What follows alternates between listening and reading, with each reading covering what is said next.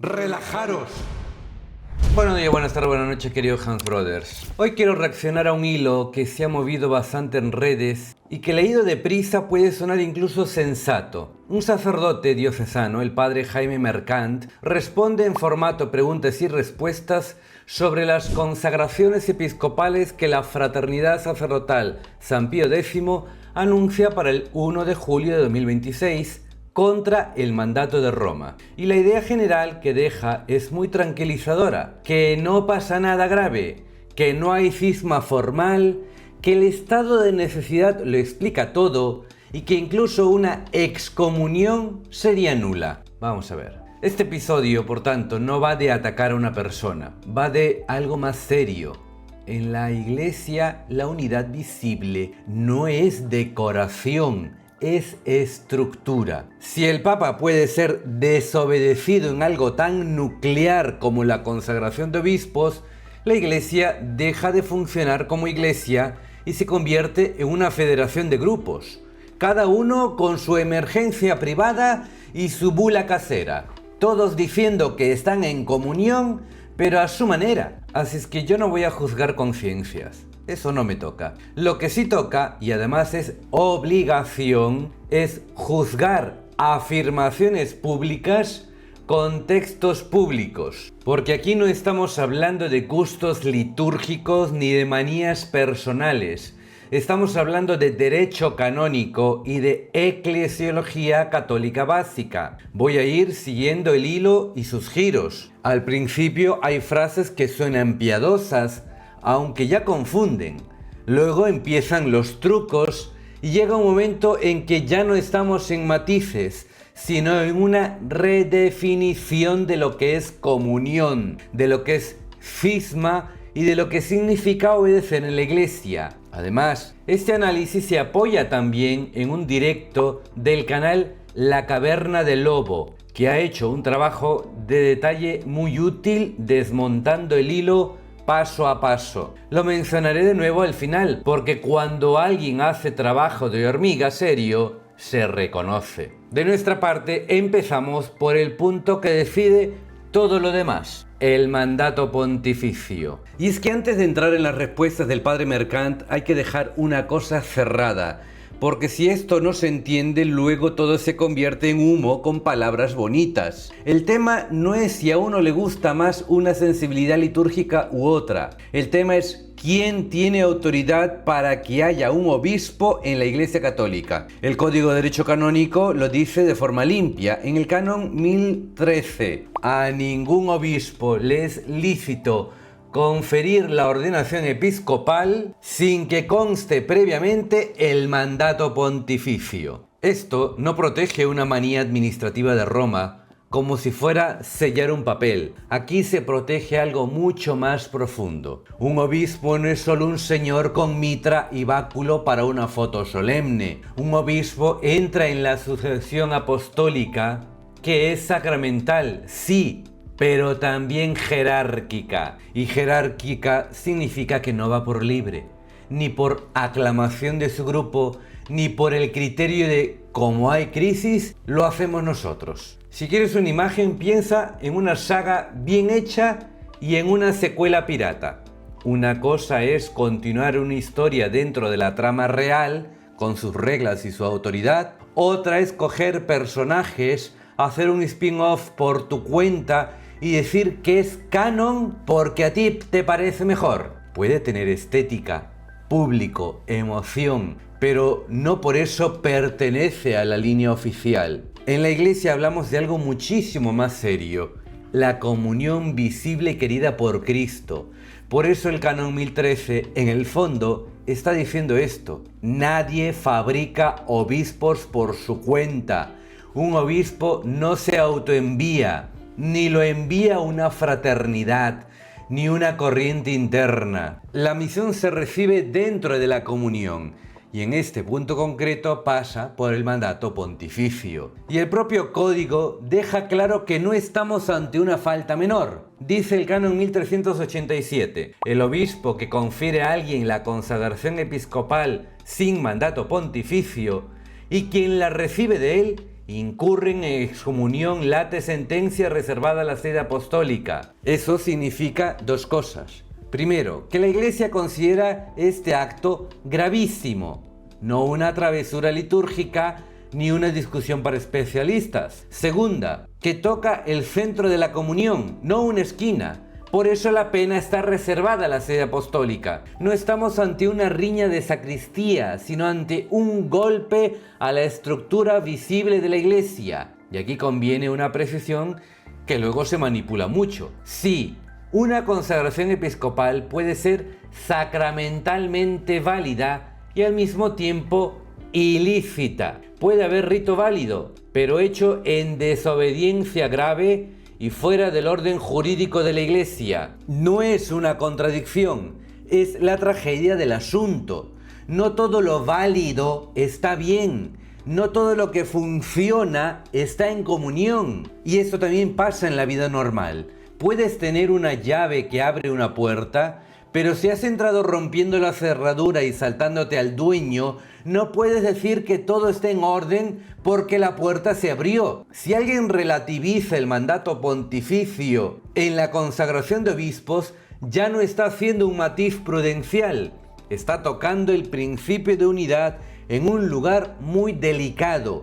Y entonces el problema deja de ser de gustos o escuelas. Es un problema eclesiológico y canónico de primera magnitud. Con esto claro, se entiende mejor por qué el hilo parece razonable al principio, pero va metiendo una idea mucho más peligrosa, que la comunión con el Papa puede mantenerse de palabra mientras se le desobedece justo en aquello que garantiza esa comunión. Y ahora sí, entramos al hilo del padre Mercant. Él abre con cuestiones lefebrianas y plantea su posición en formato de preguntas y respuestas sobre las próximas consagraciones episcopales de la Fraternidad Sacerdotal San Pío X.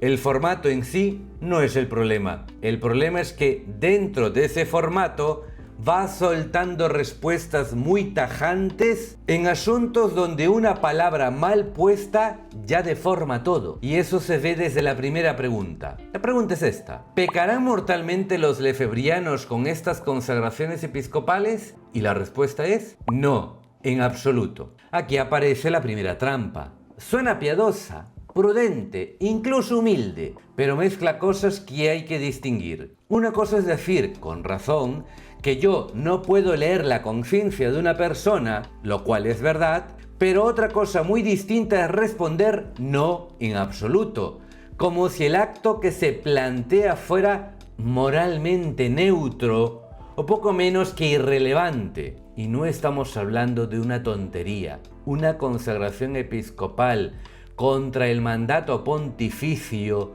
no es una excentricidad litúrgica ni una decisión privada. Toca la estructura misma de la Iglesia. Por eso el derecho canónico no trata esto como una falta menor, sino como algo gravísimo. Ya lo hemos visto en el canon 1013 y en el canon 1387, que establece la excomunión late sententiae para quien confiere y para quien recibe la consagración episcopal sin mandato pontificio. Entonces, si alguien responde no en absoluto, lo que está haciendo, aunque quiera sonar pastoral, es desactivar de golpe la percepción de gravedad objetiva del acto. Y eso confunde, porque aquí lo serio no es jugar a adivinar si fulano tuvo pleno conocimiento o no. Lo serio es no banalizar públicamente un acto que la Iglesia tipifica y sanciona precisamente porque hiere la comunión visible. Una cosa es no poder juzgar el alma de alguien y otra decirle a la gente que lo que está a punto de hacer no pasa nada. Eso no es prudencia. Eso es bajar la guardia de las conciencias. Y este primer resbalón importa porque deja preparado el terreno para lo que viene después. Si desde la primera respuesta ya se minimiza la gravedad del acto, luego entra mejor todo lo demás. Que no es cisma, hay estado de necesidad, que la excomunión será nula y así. Si aflojas el suelo al principio, luego las paredes se caen solas. La siguiente pregunta ya toca el núcleo del problema. ¿No es un acto cismático? Y la respuesta del padre Mercán es: no, formalmente no lo es. Aquí no estamos ante una opinión cualquiera. Se está usando una palabra técnica con definición jurídica en la Iglesia. Y cuando una palabra tiene definición jurídica, no la puedes rellenar con simpatías, intuiciones o matices improvisados. El Código de Derecho Canónico define el cisma en el canon 751 como el rechazo de la sujeción al sumo pontífice o de la comunión con los miembros de la Iglesia a él sometidos. Fíjate en lo que dice y en lo que no dice. No dice que solo haya cisma si uno funda una iglesia nueva con logo y manifiesto. No dice que haga falta declarar públicamente "me separo". No dice que dejar de nombrar al Papa en la misa sea la única señal. Habla de rechazo de sujeción. Y en este caso la sujeción no se mide por discursos, se mide por hechos. Si el romano pontífice prohíbe una consagración episcopal sin mandato y alguien responde haciéndola igualmente, el problema no es sentimental, es objetivo. Hay un acto de desobediencia en una materia que afecta directamente a la estructura jerárquica de la Iglesia. Y no hace falta quedarse solo en el canon, porque alguno dirá: ¡ay, está hablando como canonista! Pues mira, San Juan Pablo II, en la Carta Apostólica Ecclesia Dei, hablando precisamente de las consagraciones episcopales de 1988, afirmaba que esa desobediencia al romano pontífice en una materia gravísima constituye un acto cismático. Y eso coloca el debate donde tiene que estar. No estamos discutiendo una etiqueta inventada en redes. Hay una calificación de la Santa Sede, un documento pontificio sobre el hecho de esta naturaleza. Presentar hoy estas consagraciones como algo que formalmente no es cismático no es una simple interpretación alternativa, es ponerse en tensión con el criterio con el que la Iglesia ya ha juzgado ese tipo de acto. Y es que aquí aparece un mecanismo muy típico. Se desplaza la atención desde el hecho hacia la intención declarada. No quieren romper, siguen diciendo que aman a Roma, nombran al Papa en la misa, no quieren fundar otra iglesia. Bien, todo eso podrá sonar tranquilizador, pero el derecho no se queda solo en lo que uno dice que siente, también mira lo que uno hace y en qué materia lo hace. Si yo digo: respeto la autoridad, pero justo en el punto donde esa autoridad me manda algo decisivo, hago lo contrario, mi problema no es de afecto, es de sujeción real. Y eso es lo que el canon pone en juego cuando habla del cisma. Y claro, después de decir que no es un acto cismático, el hilo afina el lenguaje para justificarlo. Viene a decir, en resumidas cuentas, que para que haya cisma perfecto, haría falta una intención clara de romper y de montar una jurisdicción jerárquica paralela. Y como ellos dicen que no quieren romper del todo, entonces no habría cisma formal. Esto suena técnico y por eso engaña más. Aquí pasa algo muy de tertulia. Te cambian la pregunta. La Iglesia define una cosa con unas palabras concretas y el hilo mete otra expresión, el de cisma perfecto, con requisitos añadidos para que parezca que la definición oficial se queda corta y necesita un matiz. Ahí va el truco. El código no te pide ese paquete extra. No dice: hay cisma solo si montas una estructura paralela completa con todos los accesorios. No, el canon 751 va a lo esencial: rechazo de la sujeción al sumo pontífice o de la comunión con quienes están sometidos a él. A ver si de repetirlo se les queda en la cabeza a algunos. Esto se entiende con un ejemplo sencillo. Si en un equipo el entrenador te dice: esto no se hace, y tú lo haces igual en la jugada más delicada del partido, no vale responder luego: sí, pero yo sigo sintiendo los colores del equipo. Una mierda. Muy bonito, pero en la jugada clave ha sido por tu cuenta y eso cambia el partido. Aquí pasa igual, solo que muchísimo más serio, porque hablamos de la Iglesia y de la sucesión episcopal. No estamos discutiendo el color de la casulla, estamos discutiendo quién puede ordenar obispos en comunión con la Iglesia Católica. Y para que no parezca que esto lo estiro yo, vuelvo al dato que corta el humo. Juan Pablo II en Ecclesia Dei, al hablar de estas consagraciones de 1988, no dijo que faltara no sé qué para el cisma perfecto en sentido psicológico. Dijo que esa desobediencia en materia gravísima constituye un acto cismático. Eso desmonta el truco de forma bastante simple. Cuando la Iglesia ya ha calificado un acto así, no puedes venir después con una terminología más vistosa de mucha purpurina para rebajarle el peso. Además, aquí se entiende otra cosa muy importante. A veces alguien no rompe del todo porque no le conviene romper del todo. Quiere los símbolos de pertenencia, quiere decir yo sigo dentro, quiere la estética, quiere el lenguaje católico completo con incienso y mantilla. Pero si en lo que sostiene la unidad actúa por libre, el problema no se arregla porque siga usando el uniforme. Eso es lo que este tramo del hilo intenta tapar. Quiere que mires la intención declarada y no el acto real. Quiere que te fijes en no queremos separarnos y no en vamos a hacerlo contra el mandato del Papa. Y así no. Porque entonces mañana cualquier grupo puede decir lo mismo. No queremos romper, solo vamos a desobedecer aquí, aquí y aquí. Porque nuestra situación es especial. Y ya está montado el circo. Cada uno con su excepción, su urgencia y su Roma auténtica en la cabeza. Y ahora llegamos al corazón del asunto. Una vez rebajada la gravedad y mareada la palabra cisma, el hilo hace su movimiento principal: convertir el estado de necesidad en una carta comodín. Algo así como si la norma existe, sí, la pena está ahí, sí, pero como hay necesidad, todo eso queda en pausa. Hombre, no. Así no funciona la ley de la Iglesia. A ver si estudiamos un poquito. La lógica del hilo resumida es esta. Sí, puede haber desobediencia material. Sí, la ley prevé excomunión, pero no pasa nada porque hay estado de necesidad. O sea, nos quiere decir que te reconoce la puerta y la cerradura, pero luego te dice que trae una llave universal que abre todo. Primero, una cosa básica. El derecho canónico sí contempla situaciones de necesidad. Claro que sí. La Iglesia no es un robot.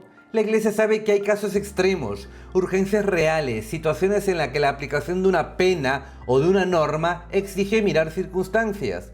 Eso existe y está en el código. Pero una cosa es que exista esa figura y otra convertirla en licencia permanente para desobedecer en un punto que afecta a la estructura jerárquica. El Canon 1323, en su numeral 4, dice que no queda sujeto a pena quien actúa forzado por necesidad. Pero el mismo canon añade una coletilla que aquí no se puede esconder. A no ser que el acto fuera intrínsecamente malo o redundase en daño de las almas. Y ahí está la jugada. Muchos citan la primera parte y la segunda la dejan en el trastero. Pero la segunda parte es precisamente el freno para que nadie use la necesidad como excusa elegante para cargarse la comunión. Y aquí conviene añadir una precisión que se manipula mucho. Aunque se discutiera la imputabilidad o la pena en un caso concreto, eso no convierte automáticamente el acto en bueno, prudente o ejemplar. Una cosa es discutir una eximente penal y otra muy distinta bendecir la desobediencia como si fuera virtud. No es lo mismo hablar de pena que hablar de la calidad moral y eclesial del acto. Porque si tú usas el estado de necesidad para justificar una consagración episcopal contra el mandato pontificio, no estás resolviendo una urgencia puntual. Estás abriendo una vía de gobierno paralela. Estás diciendo, en la práctica, que cuando yo considero que la situación de la Iglesia es grave, puedo saltarme a la cabeza visible de la Iglesia justo donde se garantiza la sucesión jerárquica. Eso ya no es una excepción, es un sistema. Y en cuanto eso se convierte en sistema, se acabó la ley, se acabó la jurisdicción, se acabó la unidad operativa de la Iglesia. Porque entonces cualquiera puede hacer lo mismo desde su esquina ideológica. Unos por tradicionalistas, otros por progresistas, otros por causa favorita, otros por su trauma eclesial. todos con su necesidad y su coartada. Al final no tienes iglesia, tienes un archipiélago. Pasa lo mismo en cualquier ámbito cuando normalizas la excepción permanente. Por eso, al principio parece razonable, porque siempre hay un caso que da pena o rabia. Pero cuando esa lógica se instala, ya no hay normas, solo relatos, y gana quien mejor cuenta su emergencia. Aquí no hablamos de colarse en una cola ni de saltarse un protocolo tonto. Hablamos de consagrar obispos al margen del mandato pontificio. Esto toca la columna vertebral de la Iglesia, y además hay un dato histórico que remata este punto sin necesidad de teatro. Este argumento del estado de necesidad no es nuevo, ya se usó en 1988 y Roma respondió. San Juan Pablo II en la Ecclesia Dei no dijo, vista la necesidad, bueno, esto queda justificado. No, dijo que aquello constituía un acto cismático y señaló el problema de fondo, una noción incompleta y contradictoria de la tradición. Así es que esto ya está más que hablado. No estamos descubriendo un continente.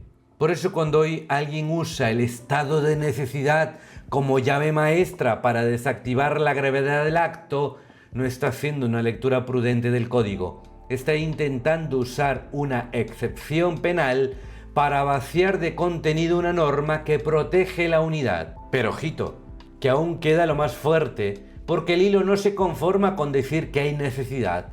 Da un paso más y afirma que la excomunión sería nula. Cágate, lorito. Y es que llegados a este punto, en el hilo hay un salto que ya no se puede maquillar como opinión discutible. Lo siento. Entra en una afirmación muy seria sobre cómo funciona la autoridad en la Iglesia. Conviene leerlo porque si no parece que uno exagera. La pregunta va así. ¿Pero se producirá la excomunión late sentencia, es decir, automática e inmediatamente, verdad? Y la respuesta viene a decir, desde una perspectiva canonística sí, pero no existirá imputabilidad y por tanto dicha excomunión será nula. Joder. Ese sí, pero ahí está la jugada. Primero reconoce que la ley está allí. Reconoce la excomunión prevista. Reconoce que no estamos ante una travesura ni ante un gesto simbólico.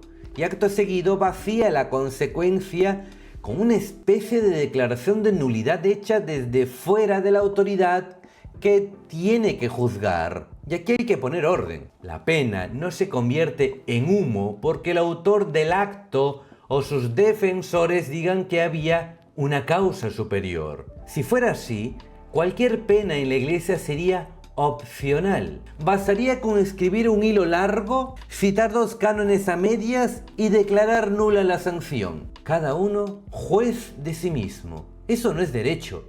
Eso es teatro con mantilla. Además, cuando hablamos de un acto que toca la estructura de la Iglesia, no vale resolverlo con una fórmula de laboratorio. La Iglesia ya pasó por esto. Ya hubo consagraciones episcopales y mandato pontificio en 1988. Ya se intentó justificar con el famoso estado de necesidad. Y la Santa Sede respondió como respondió, no como le habría gustado a los defensores de esa tesis. Juan Pablo II habló de un acto cismático en Ecclesia Dei. Es más, para que uno piense que no me he quedado solo en Ecclesia Dei. Ojito, el año 2009, la Santa Sede levantó la excomunión a los 4 obispos consagrados en 1988, mediante el decreto de la Congregación para los Obispos del 21 de enero de 2009. Si una excomunión fuera nula en el sentido fuerte que sugiere el hilo, no se levanta. No hace falta levantar lo que no existe. El decreto de remisión ya te dice que no estamos ante una fantasía jurídica. Y además, ese gesto de 2009 no significó aquí no ha pasado nada. Benedicto XVI distinguía el gesto de remisión de la censura y la cuestión de la situación canónica y doctrinal de la fraternidad. Y dejó claro que no estamos hablando de plena normalidad. Por eso aquí el hilo no solo intenta aliviar una pena, intenta cambiar quién tiene la última palabra. Porque en la práctica lo que dice es, mira, la Iglesia podrá sancionar, pero nosotros decidimos si esa sanción vale. Y si compras eso, ya no tienes autoridad visible, tienes una autoridad ornamental, que vale cuando coincide contigo y deja de valer cuando te molesta. Piensa en cualquier ámbito serio. Si el sancionado decide por su cuenta que la sanción no cuenta porque él se considera justificado, se acabó el orden. Da igual que el reglamento exista. Ya no manda el reglamento, manda el relato del que lo incumple. Eso es lo que aquí se intenta normalizar. Solo que he aplicado algo infinitamente más delicado, la comunión de la iglesia, y que lo haga un cura. Después de lo de la excomunión nula, el ILA intenta recomponer el edificio por otro lado y de modo muy creativo. Y aquí conviene leer lo que dice porque esa parte suena fina, incluso teológica, y por eso puede confundir más. Mercant plantea algo así como que la esencia de la comunión es triple: doctrinal, sacramental y jerárquica. Y a partir de ahí va respondiendo a que la fraternidad sí estaría en comunión doctrinal, sí en comunión sacramental, y que de algún modo también habría reconocimiento jerárquico porque nombran al Papa y al Obispo en el canon de la misa. Joder, que de verdad. Aquí hay que hacer una distinción importante porque mezcla cosas verdaderas con una conclusión que no se sigue. Que pueda haber validez sacramental en determinados actos, puede haberla. Eso no es el punto de discusión. El problema es otro. Validez sacramental no equivale automáticamente a licitud canónica, ni equivale a comunión jerárquica plena. Son planos distintos. Si los mezclas parece que todo encaja. Si los separas, se ve el problema. Una cosa es que algo valga sacramentalmente y otra que esté hecho como debe hacerse dentro de la comunión visible de la iglesia. No todo lo válido está en regla, no todo lo que produce un efecto sacramental está, por eso mismo, bien situado eclesialmente. Y aquí entra una de las frases más tramposas de esta parte del hilo. La idea de que como en la misa se nombra al Papa y al obispo del lugar, eso sería una prueba formal y pública de comunión jerárquica. Claro que sí, guapo. Pues no, nombrar no es obedecer. Nombrar al Papa en el canon de la misa significa que no se niega verbalmente su existencia o su oficio. Bien. Pero la comunión jerárquica no se demuestra solo diciendo un nombre en la plegaria. Se demuestra aceptando efectivamente la autoridad en aquello en lo que esa autoridad manda, especialmente cuando hablamos de algo tan delicado como la consagración de obispos. Porque si yo digo, estoy en comunión con Pedro, pero cuando Pedro dice, esto no lo hagas, respondo, me da igual.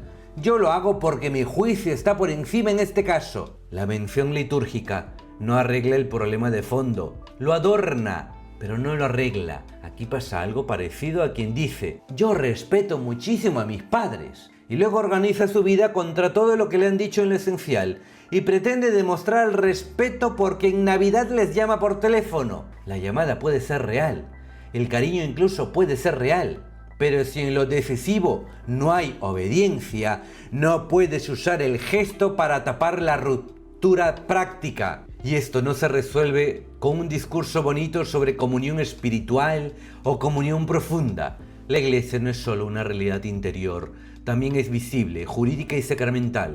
Por eso ese tema no se puede despachar con frases de incienso. La comunión jerárquica tiene consecuencias concretas. De hecho, la propia historia reciente lo deja claro, cuando Roma ha dado pasos pastorales respecto a la fraternidad. Por ejemplo, en temas sacramentales concretos, no lo ha hecho diciendo que todo está perfectamente normalizado. Ha actuado precisamente porque hay una situación irregular que afecta a los fieles y había que atenderla con medidas concretas. Es decir, esas concesiones no prueban que no pasa nada.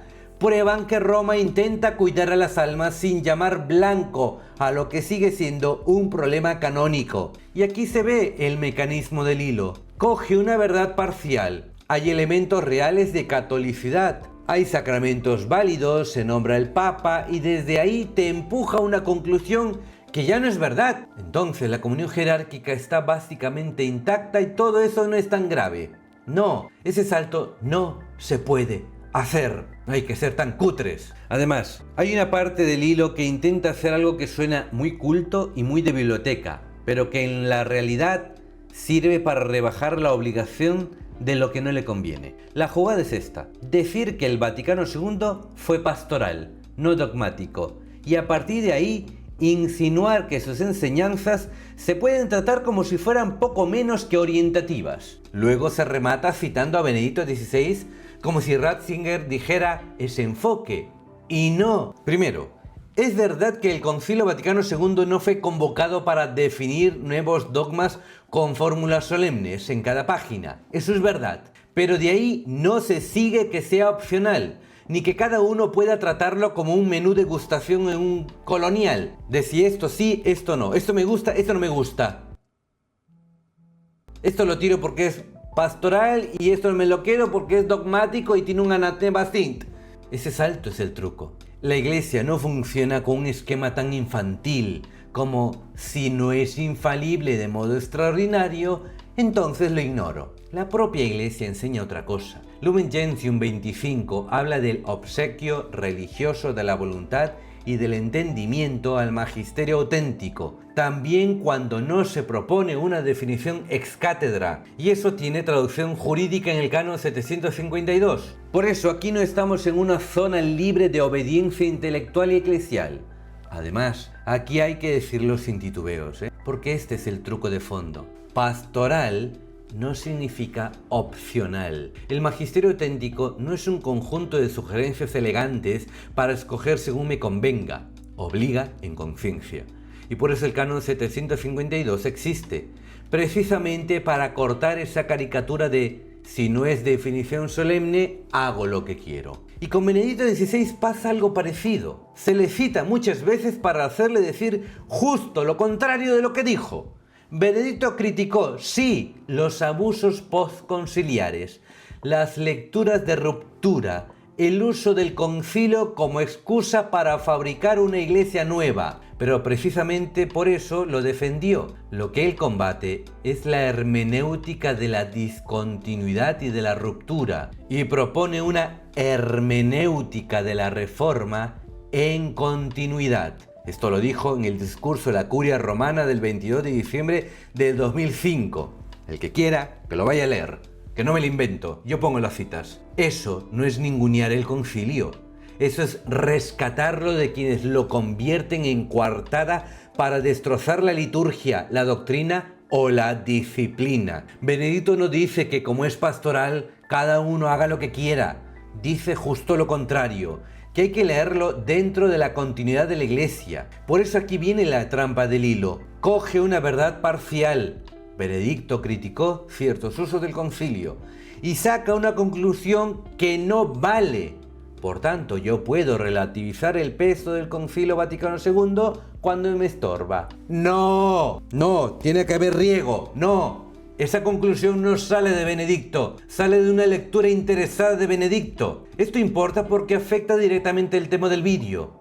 Cuando alguien quiere justificar una desobediencia grave, necesita una teoría previa para decir que la autoridad actual está desdibujada, que el concilio fue más o menos opcional, que Roma se puede corregir desde fuera, que la verdadera continuidad la conserva su grupo, y así se va montando el decorado. El problema es que la fe católica no se sostiene con decorados, se sostiene con una iglesia real, visible, con magisterio real y autoridad real. Con crisis, obviamente, sí. Con pecados, pues también, sí. Con malos pastores, a veces también, pero sigue siendo una iglesia real, no una Roma ideal que cada uno invoca para desobedecer a la Roma que existe de verdad. Y es que ese hilo tiene una idea peligrosa que aparece de varias formas, pero el núcleo es el mismo. Nosotros no rompemos con la Iglesia, rompemos con una Roma desviada. No nos apartamos de la tradición, al contrario,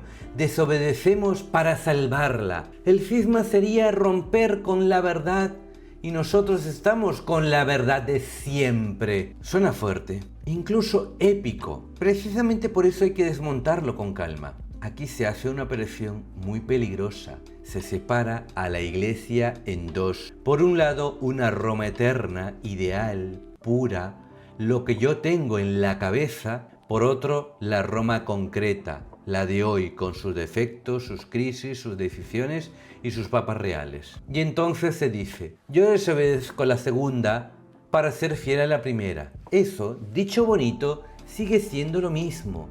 Ponerse uno mismo como árbitro final de qué cuenta como verdadera Roma. Y ahí está el veneno, porque en cuanto haces eso, ya no obedeces a la iglesia, obedeces a tu idea de iglesia, ya no obedeces a la tradición viva custodiada por el magisterio, obedeces a tu selección de elementos tradicionales organizadas según tu juicio. Y eso no es católico. Eso es juicio privado con vestimenta solemne. La comparación se entiende fácil. Si alguien dice, yo respeto la constitución de mi país, pero no reconozco al tribunal, ni al gobierno legítimo, ni a las instituciones actuales, sino que yo obedezco a la constitución verdadera que yo interpreto, esa persona no está defendiendo el orden, está fabricando un orden paralelo con palabras nobles. Aquí pasa lo mismo, solo que tocando algo mucho más sagrado. La comunión de la iglesia. Por eso hablar de Roma eterna contra la Roma actual es tan grave. Parece devoto, pero en la práctica convierte la obediencia en algo condicional. Obedezco si tú encajas en mi idea de tradición. Si no encajas, digo que tú eres la Roma desviada y me quedo con la auténtica. Esa es una ley del embudo espiritual. Además, este lenguaje tiene una consecuencia pastoral muy fea. Al fiel sencillo le mete una sospecha permanente. Ya no escucha a la iglesia para dejarse corregir. La escucha como quien audita a un servidor, buscando un fallo para desobedecer con buena conciencia. En vez de recibir la fe, se vuelve inspector de ortodoxia del Papa. Y eso destroza por dentro la vida eclesial. Aunque por fuera siga habiendo latín, sotanas y mucha estética de tradición. Claro que se puede sufrir con decisiones de Roma. Claro que se puede discutir, argumentar, pedir aclaraciones, incluso señalar errores prudenciales. Eso ha existido siempre. Hasta el cardenal Sara ha recordado el caso del Padre Pío exhortando a la fraternidad. ¡Relajaros! ¡No rompáis a la iglesia! Y es que el problema empieza cuando pasas de la corrección filial a la desobediencia estructural y encima lo llamas fidelidad superior. Ahí ya no estás corrigiendo, estás sustituyendo. Esta arquitectura mental es la que permite justificar todo lo demás: el estado de necesidad, la excomunión nula, la comunión intacta, aunque se desobedezca en lo esencial. Si compras esa arquitectura, luego cualquier ruptura puede presentarse como acto de pureza. Además, el hilo viene a decir de una u otra forma que la obediencia al Papa está subordinada a la obediencia a la fe. Y dicho así, uno puede pensar, claro, la fe está por encima de cualquier persona. El problema es que aquí esa frase no se usa para afirmar una verdad católica básica. Se usa para que el sujeto se convierta en juez de cuando el Papa ya no le obliga en un punto gravísimo de gobierno y comunión. Y ahí cambia todo. La pregunta real no es si la fe está por encima del Papa. La pregunta real es, ¿quién me dice con autoridad qué exige la fe católica y cómo se custodia en la iglesia? Y la respuesta católica no es mi grupo, mi lectura, mi conciencia aislada o el sacerdote que mejor argumenta en redes. La respuesta católica incluye necesariamente al magisterio vivo de la iglesia, con el Papa como cabeza visible. Si no, al final la frase obedezco a la fe significa en la práctica obedezco a mi interpretación de la fe. Y eso ya no es defensa del catolicismo. Eso es el principio de libre examen con olor a incienso. Aquí está el truco de fondo. Se presenta una desobediencia concreta, consagrar obispos sin mandato pontificio, como si fuera un acto de fidelidad superior, como si la ruptura de la sujeción en este punto no fuera ruptura, sino incluso heroicidad. Y si compras ese marco, cualquiera puede hacer lo mismo en otra dirección. El progresista dirá que desobedece por fidelidad al espíritu del Evangelio. El tradicionalista radical dirá que desobedece por fidelidad a la tradición. El resultado es el mismo. La autoridad visible queda reducida a adorno cuando no coincide conmigo. De esa manera, la lógica que se normaliza es que la norma existe, sí. La autoridad me lo prohíbe, sí. pero yo considero que mi causa es más alta, así que no me vincula. Eso revienta cualquier estructura seria. Y en la iglesia toca el principio de unidad. Por eso esta frase, en ese contexto, no está defendiendo la fe, está usando la palabra fe para blindar una desobediencia que ya venía decidida de antes. Y esto enlaza con otra idea que se repite en el hilo, que el Papa actual puede ser criticado hasta el punto de que sus decisiones de gobierno sobre este tema queden en la práctica suspendidas por el juicio del grupo. Y aquí conviene recordar algo sencillo: el Papa puede ser criticado, claro que sí, pero mientras sea el Papa, su autoridad de gobierno no depende de que a mí me guste su estilo, sus entrevistas o su acento. Si conviertes eso en criterio, no queda Iglesia Católica, queda un sistema de suscripción. Cada uno sigue al Papa mientras le compensa. Es más, cuando empiezan a decir hay que salvar almas, los fieles necesitan sacramentos, hay una necesidad pastoral, todo eso, dicho así, nadie lo niega. El problema es cuando se usa como coartada para justificar una desobediencia que toca la estructura misma de la Iglesia. El hilo del padre Mercant empuja esa idea de varias maneras: que hacen falta obispos para confirmar y ordenar, que hay fieles que no tienen dónde ir, que la necesidad pastoral obliga a medidas excepcionales. Si lo presentas así, parece que quien se opone está en contra de las almas.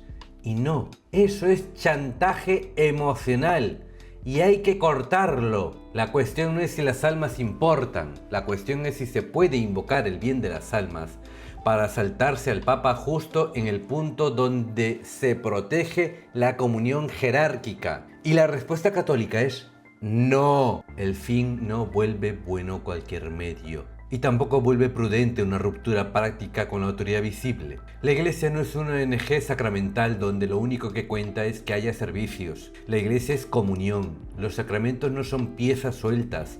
Están dentro de un cuerpo, una misión, una autoridad y una unidad visible. Por eso no basta decir hay sacramentos válidos. También importa cómo, dónde y en qué comunión se administran. Si no, acabas con una lógica peligrosísima. Como yo creo que esto ayuda espiritualmente, entonces me salto lo demás. Esa lógica no se queda aquí. Mañana la usa cualquiera para cualquier cosa. Y la frase salus animarum deja de ser el fin supremo del derecho y se convierte en comodín para vaciarlo. Además, aquí hay otra trampa. Se presenta la situación como si la iglesia hubiera desaparecido y solo quedara ese reducto. Como si fuera esto o nada. Como si Roma estuviera dejando a los fieles huérfanos y la única respuesta posible fuera fabricar obispos sin mandato. Esa narrativa, además de exagerada, sirve para justificar lo que ya se quería justificar desde el principio. Una cosa es reconocer crisis reales, confusión real, abusos reales. Otra muy distinta es decir que eso te autoriza a crear una vía paralela de sucesión episcopal. Ahí ya no estás cuidando una urgencia puntual, estás montando una solución estructural por fuera de la obediencia. No es medida de emergencia, es cambiar de sistema mientras dices que solo pones un parche. Nadie está negando el bien de las almas. Precisamente por el bien de las almas no se puede normalizar una desobediencia que acostumbra a vivir al margen de la autoridad visible de la iglesia. Eso termina deformando la conciencia eclesial de la gente y luego reconstruirla cuesta muchísimo. Y un último punto, porque aparece una maniobra muy vieja cuando no puedes defender bien en un acto concreto, que es cambiar de pantalla. Sacas otro caso, metes una comparación vistosa y desplazas la discusión. El hilo, o quienes lo defienden, tiran de esa lógica. ¿Y Alemania qué? ¿Y otros abusos? ¿Y China? Los que dicen eso tienen una intención clara. Como hay otros problemas graves, esto ya no sería tan grave. O habría que tratarlo con la misma manga ancha. Pero eso no funciona así. Una comparación no cambia la naturaleza del acto que estamos juzgando. Aquí hablamos de consagrar obispos sin mandato pontificio. Eso tiene una tipificación concreta en el derecho canónico, una gravedad concreta y una relación directa con la unidad jerárquica. Que en otro sitio haya líos doctrinales, abusos litúrgicos o cobardías pastorales no altera ese dato. Dos errores no hacen una verdad. Que Roma haya actuado mal, tarde o de forma desigual en otros casos, no convierte en católica una desobediencia aquí. Y lo de China, además, hay que decirlo claro, usado como comodín en esta discusión es una frivolidad. Allí hay persecución religiosa, presión estatal, historia compleja y sufrimiento real. Usarlo como pimienta para defender una decisión tomada en otro contexto no es argumentar, es decorar. Con Alemania pasa lo mismo por otra vía. Que haya obispos o ambientes eclesiales haciendo cosas gravísimas o medio tontas no vuelve inicua una consagración episcopal sin mandato. Una cosa puede estar mal y la otra también. La iglesia no funciona como un cupo de pecados, como si el escándalo ajeno te diera crédito para desobedecer. El derecho no se interpreta por cabreo comparativo, no se interpreta diciendo como a ese no le hicieron esto, entonces a mí no me toca. Eso sirve para echar humo, no para pensar como católico. Y además deja un veneno pastoral muy feo. La gente deja de preguntarse, ¿esto que voy a hacer es conforme a la fe y a la comunión? Y pasa a preguntarse solo, ¿por qué a otros les dejan más y a mí no? Y eso no forma conciencias, eso fabrica bandos. Sí, hay otros problemas gravísimos en la iglesia. Sí, y nada de eso cambia lo que estamos analizando aquí. Una consagración episcopal sin mandato pontificio y su justificación pública como si no afectara a la comunión de la iglesia. Ay, señor, de verdad. Y cerramos con esto. Llegados aquí, el problema de fondo se ve bastante mejor. No solo que un hilo tenga errores, medias verdades o frases gratuitas. El problema es que acostumbra a la gente a pensar que la comunión con la iglesia se puede mantener de palabra mientras se rompe en la práctica justo en los puntos que la sostienen. Y eso deforma la conciencia católica. A veces todo esto se presenta con estética de fidelidad, de resistencia, de amor a la tradición, de defensa de la fe frente a una crisis real de la iglesia. Y esa crisis existe. Hay confusión, abusos, cobardías, ambigüedades y decisiones que han hecho daño. Todo eso es verdad, pero una crisis real no convierte en buena una solución mala, y menos cuando esa solución toca la unidad visible de la iglesia. Y mirad, quiero decir con claridad a todos, también al padre Mercant, también a quienes le siguen, también a quienes empatizan con la fraternidad y también a quienes me escucháis y estáis cansados de la situación actual de la iglesia. No se defiende la tradición rompiendo el principio de comunión que hace católica a esa tradición. No se defiende al Papa vaciando de contenido su autoridad en aquello que no me gusta. No se defiende la fe convirtiendo mi juicio privado en tribunal supremo de lo que obliga y de lo que no obliga. Y no se cuida las almas acostumbrándolas a vivir en una desobediencia presentada como si fuera una forma superior de fidelidad. Eso, al principio, puede parecer fuerte, limpio, heroico, incluso más puro, pero a medio plazo hace mucho daño, porque instala una lógica que luego ya no controlas. Obedezco cuando coincido, desobedezco cuando me parece que tengo una causa más noble. Con esa lógica no se salva la iglesia. Con esa lógica cada grupo acaba montando su pequeña iglesia mental, con su canon propio, su Roma auténtica y su lista de excepciones. Y eso no es una caricatura, es un patrón histórico.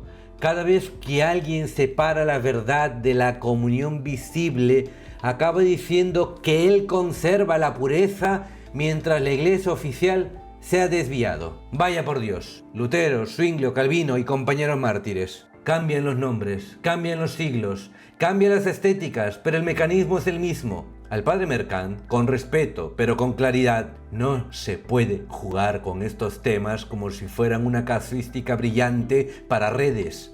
Aquí hay alma, hay comunión eclesial y hay una ley de la iglesia que no está para adornar argumentos, sino para proteger a la unidad. A quienes se sienten atraídos por este discurso porque están heridos, cansados o escandalizados, no entreguéis vuestra conciencia a quien os ofrece tranquilidad a costa de recortar la iglesia. El dolor por la crisis puede ser legítimo. La desobediencia estructural no deja de serlo por sonar devota. A quienes aman de verdad la tradición, defendedla donde siempre ha dado fruto, en fidelidad, en la paciencia, en la claridad doctrinal, en la vida sacramental, en la caridad y sí, también en la obediencia cuando cuesta. Porque si la tradición se separa de la comunión con Pedro, deja de ser tradición católica y se convierte en bandera de facción. Y a todos, también a mí, nos toca pedir dos cosas: lucidez y humildad. Lucidez para no tragarnos discursos bien envueltos que cambian el significado de palabras como comunión, cisma, obediencia o tradición. Humildad para no colocarnos por encima de la iglesia mientras decimos que la estamos salvando. Y finalmente, ya lo dije al inicio, este análisis se apoya también en el directo llamado Fraternidad Sacerdotal San Pío X 2026, sacerdote diocesano justifica desobedecer a Roma, cisma o estado de necesidad, del canal La Caverna del Lobo, que ha hecho un trabajo muy útil de detalle y contraste. Conviene escucharlo también. Y ahora sí, la iglesia no necesita que la salvemos desobedeciéndola. La iglesia necesita católicos con fe, con cabeza y con humildad. Católicos que no traguen humo envuelto en latín, católicos que no confundan estética con comunión, católicos que no llamen prudencia a una ruptura, porque cuando se toca la unidad de la iglesia no estamos ante un matiz de escuela, estamos ante una herida, y con las heridas de la iglesia no se juega.